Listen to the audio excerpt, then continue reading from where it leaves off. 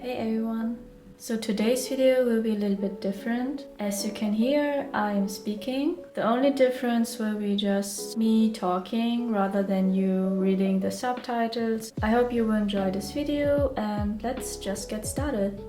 So in today's video I'm going to build and show you the tint60. It was sent to me by keycaps, which is still a pretty new keyboard company. It came with this card and on the back side there's a quick guide. I think it should be guide. Anyway, you can find a more detailed instruction on their website.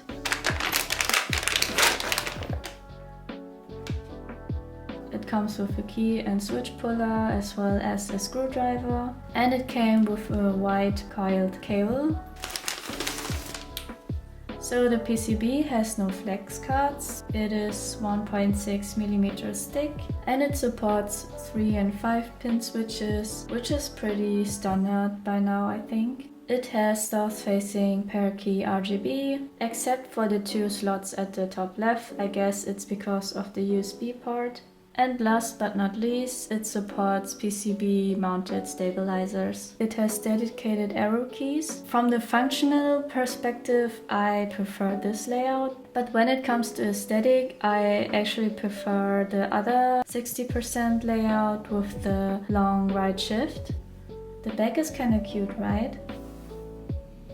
To my surprise, the kit comes with a palm plate. It is a little bit bent. I own 3 keyboards with palm plates. All of them were not straight, so I think it is very common for palm plates to be a little bit bent. But nevertheless, I really like palm, so I'm very happy that this kit came with a palm plate. It also came with palm plate foam. On the website, they just refer to this as switch pad. I would guess it's PE or IXPE. Then we have a very thick pawn case foam and foam to fill the battery tray. Okay, let's look at this color. Isn't it just beautiful? The pictures on their website do not justice to this gorgeous color. The pink on their website is more saturated and darker, but in real life it is more soft and more of a pastel pink. I just love how simple yet cute this case is. Everything is very rounded, so it looks very soft. It is just the perfect balance of cute and minimalistic for me. It is a tray mount keyboard, so it will be definitely very stiff. I hope the USB port will sit in the middle, so maybe it has actually enough space for me to do the O-ring mod. I can safely say that this pink shade is my favorite pink of all pink keyboards I own so far. So if you really want the case but don't want the extra stuff, then you can actually just go for the case. You could just buy another PCB with Bluetooth support or go for the more symmetrical 60% layout. Or if you're into gaming, then you could even use the PCB of the tint60 which is actually I'm considering to do. So I really hope that Wooting will offer just the PCB at some point, because I don't really like the whole keyboard and the case. I will build the keyboard in a minute. I just want to mention that during the process I don't think I will talk much or at all, so you can just enjoy the build process itself.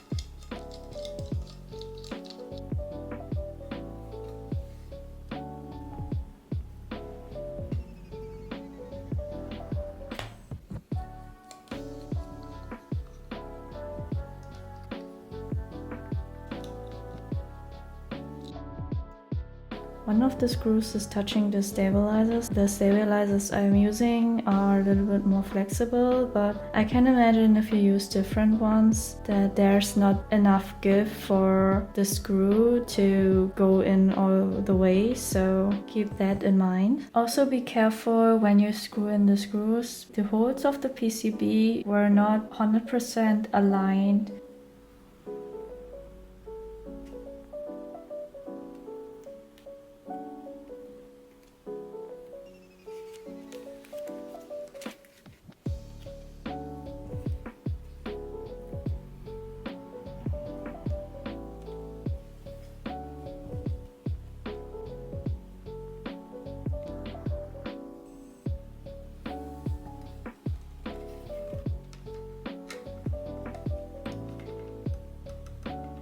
Here's not enough space to get the plate actually sit on the foam. I'm not really sure what I'm going to do about that. Turns out you just have to press more, so I managed to get the plate in there. I'm going to use the MMD Vivian linear switches, which are Prelude. They were sent to me by Unikey's.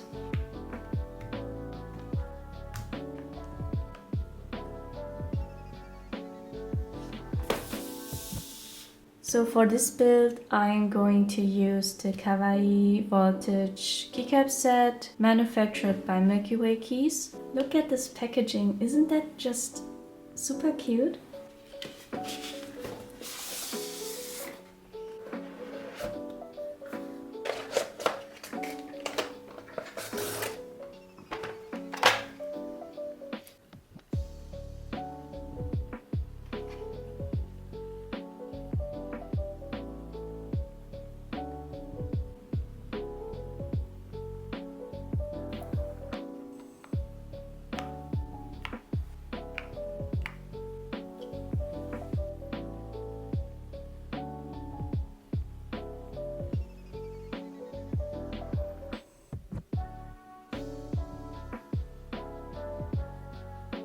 I know I say it in a lot of showcasing videos that the case is pretty or the color is pretty, but this is by far the prettiest pink. It is so pretty. It's just a soft light pink. This is my favorite layout to game on, and seeing this now, I think I will definitely get the Wu-Ting because I really want this to be my gaming keyboard. If you're using the PCB of this kit, then keep in mind that this is not a very common shift size. Most common is this size, which is 2.25U, I think. As mentioned, you can also just go with the case and go with the different 60% PCB with this left shift and this right shift. Even though I managed to screw all the screws in, the alignment was just a little bit off. So if you're using a different PCB, this could be even worse or not a problem at all.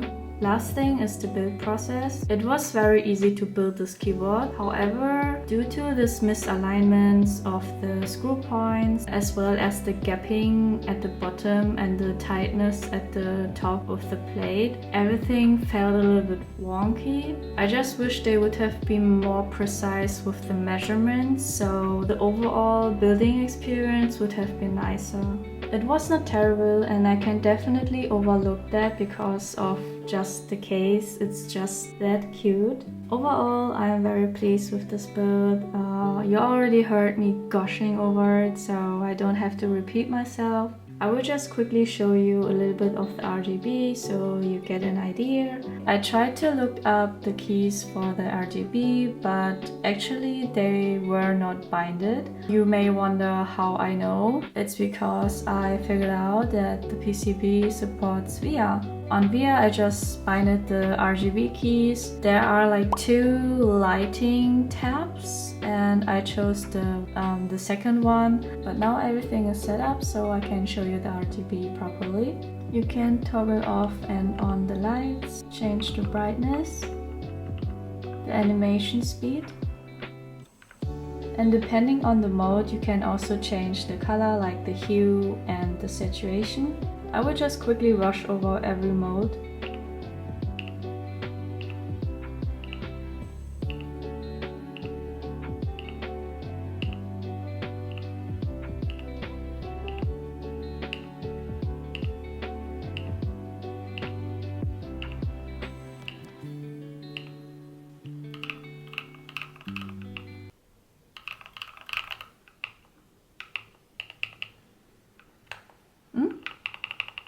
I just found a bug, so when I switch to a certain RGB mode, then it will just show nothing, even though there is certainly an effect. So what I had to do is unplug and replug the USB, and then it seems to show the effect, which is very weird. I am not sure if they're going to fix that. I will definitely let them know. But for now, let's move on.